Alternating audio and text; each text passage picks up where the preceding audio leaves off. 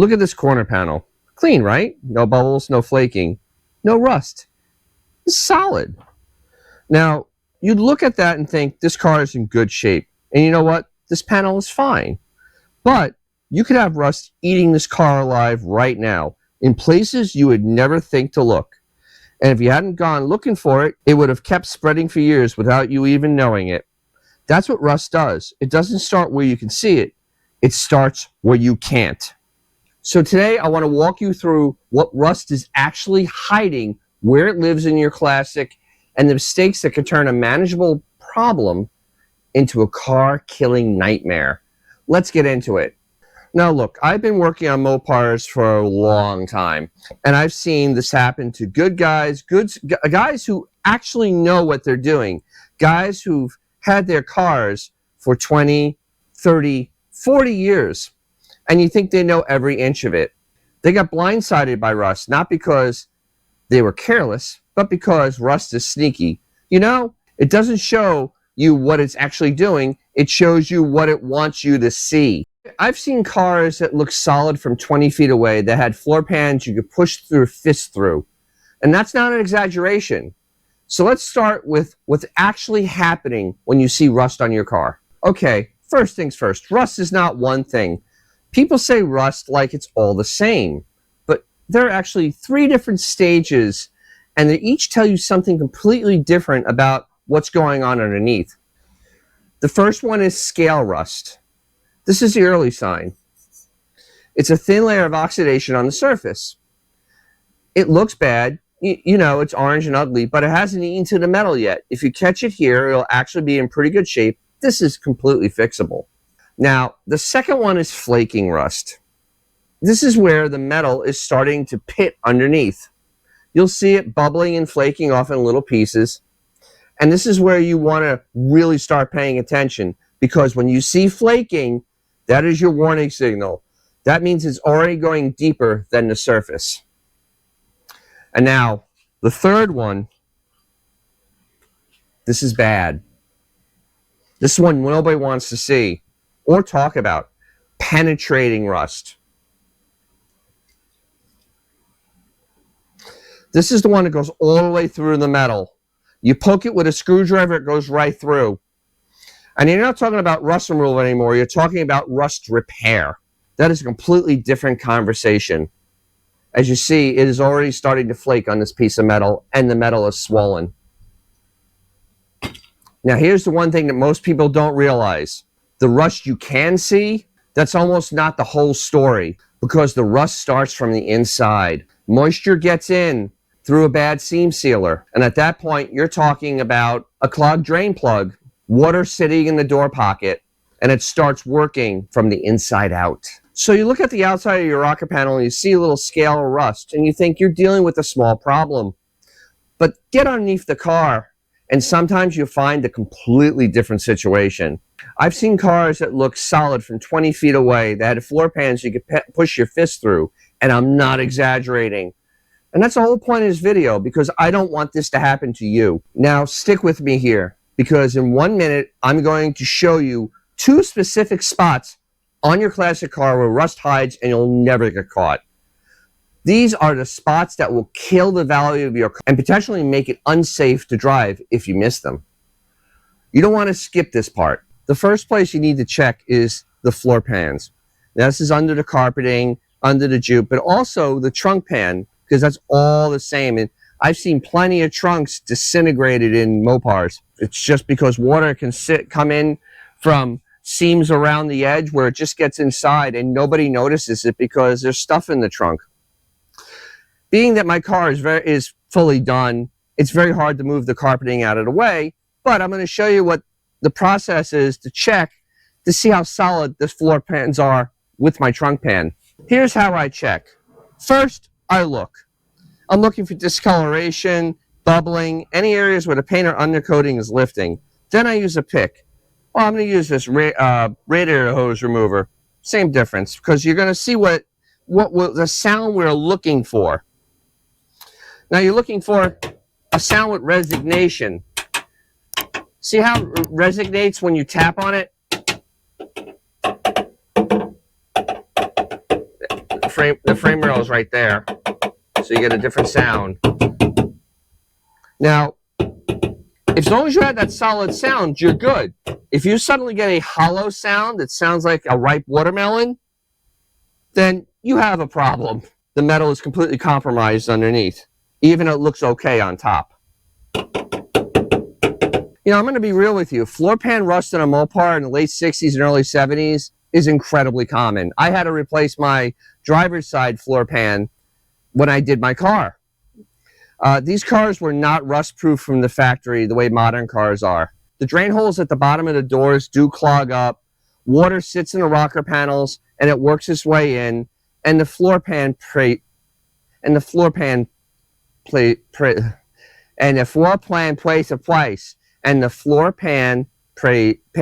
the price. Plus, with a sunroof car, and that's how I lost my front floor pan, the drain tube actually kind of kinked in and actually drained the water straight back into the car.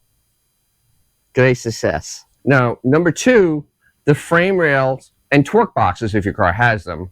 Only 446-pack cars and Hemi cars had those, but we had to include them anyway. Now, this is a scary one. This isn't just cosmetic. This is actually a structural problem. Now, the torque boxes on a classic Mopar are in the front corners on the floor where the frame rails meet the body. There's also torque boxes on 446-packs and Hemi cars in the back that square in the rear leaf springs. These we must also pay attention to. Now, these are notorious for rusting from the inside out. Now, you can have a car that looks completely solid underneath, and the torque boxes are just, well, gone, rotted through from the inside. Now, I'm going to show you how we check for this. Now, I have a flashlight on here. I'm looking for any rust staining, any pinholes, anything that looks not right. Now, my car's a factory undercoat car, and these cars are actually ones you really need to check closely. This factory undercoating only is a coating on the outside. It does nothing for these holes on the inside of the frame rails. That is completely bare metal in there from the factory. What you're going to want to do is take some and just do some gentle probing. See, I'm kind of tapping, and you just want to hit like these areas here, and you want to hit like here. And you should still have the same kind of sound that you're getting when we checked the floor. You should get the same kind of sound, because up here like this can rust from behind. Right here is a junction point. Water can get in there and make it swell. If the screwdriver goes through this metal, or it makes a sound that is not sound like it's hitting steel, this car is not safe to drive. Now, I'm not trying to scare you. I'm just trying to make sure you know what you're working with before you put the car on the road. And now, here's a real quick bonus, the inner rocker panels. I could actually show you them. I'll put a diagram of what they look like, but the outer rocker panels are here. They're like a sandwich. There's a cavity there. From the inside, there's a cavity in between them. The cavity collects moisture, and when it rusts from the inside out. So the outside of your rocker looked completely fine, while the inside is completely rotted out. Now, you can get a borescope, or sometimes actually you could just take, when you take everything apart, you can see in there. Sometimes you need a borescope to get inside in here to take a look. But same thing, same tapping sound. It should be solid. Shouldn't sound like, it just sound like, you know, a steel drum. It shouldn't sound dull.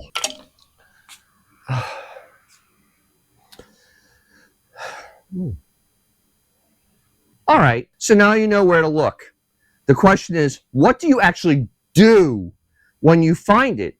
And I'm going to be straight with you. The answer is not what most guys think. In fact, the most common fix people go to actually makes the problem worse. Stay with me. Stay with me on this. Okay, this is where I want to slow down a little bit, because this part matters. The number one mistake I see guys make, and I mean guys who've been doing this for years, is they just wire wheel the rust off, hit it with some rattle can primer, and call it done. And look, I get it. It looks better. You feel better. You actually did something. But here's the thing. If you didn't get all of it, you sealed the moisture under the paint. You just made it worse. You just gave rust a dark, sealed environment to go and go and go, and now you can't even see it happening. So let's talk about what to actually do. And we're going to go back over to the bench for this. Now, our example of scale rust.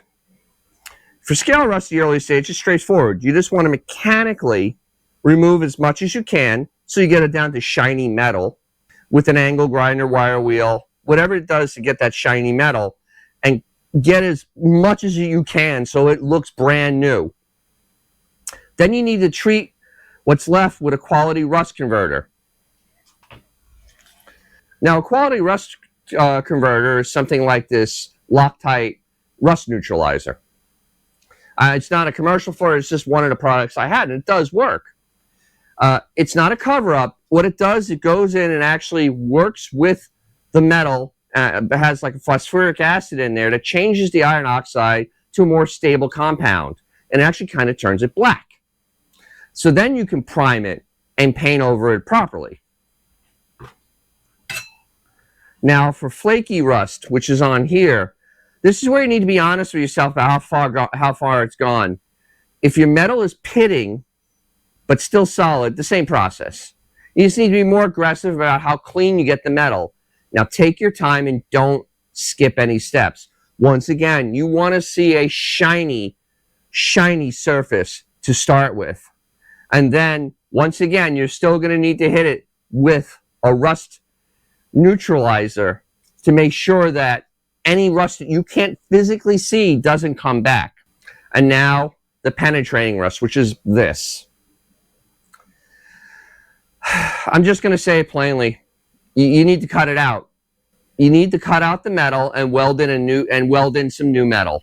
There's no product on the shelf that fixes this penetrating rust. I don't care what the label says, this metal is gone.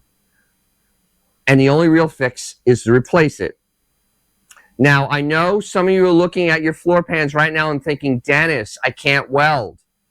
Well, I have a video on that actually, showing me welding the rear subframe on my E30. Watch it when you're done with this one, of course. But floor pans are actually great places to practice because the tolerances aren't as critical as body panels, plus no one ever sees them. And if you're not ready to do it yourself, there are shops that specifically can do this. One more thing before I wrap it up, prevention, because the best rust repair is not having rust to repair. Now, keep all your drain holes clear. Check them every season. The ones in your door bottoms, the rocker drains, all of them, including up in the front of the fender, in front of the door, the back of the fender, in front of the door, check there. Because leaves and stuff fall in there and they rot. Also on the cowl, especially on A bodies and E bodies of that time, actually, not all Mopars of that time, the cowls can disintegrate without you seeing them. You have to keep it very clean in there. The other thing is you can go after the underbody with a good rust inhibitor. I use this one from Eastwood on all the unit body on my car. It has a special little sprayer you pull through. And this is just the one I use, and it works very well. I've had no new rust come in my unit body on my car because this car originally had rust in the unit body, and I had to clean it all out. And I had to go in there very, very hard to get rid of it. So then I covered it with the internal frame coating, and what it does is it converts the rust and bonds to it. And every time you pull a carpet and a panel for any reason, take a few extra minutes and look what's underneath. Because, like I said at the top, rust doesn't announce itself. You got to go looking for it. All right, well, that's what I have for you today. I hope you found this helpful. Do me a favor and share it with somebody who's got a classic sitting in their garage, because chances are they need to hear this. And I want to know in the comments below what you have found hidden rust on your car. Where was it? Drop it in the comments, because honestly, those stories are how we learn from each other, you know. And as always, once you get the car in driving condition, take it out, because it will make someone's day, probably your own. And I'll catch you very soon.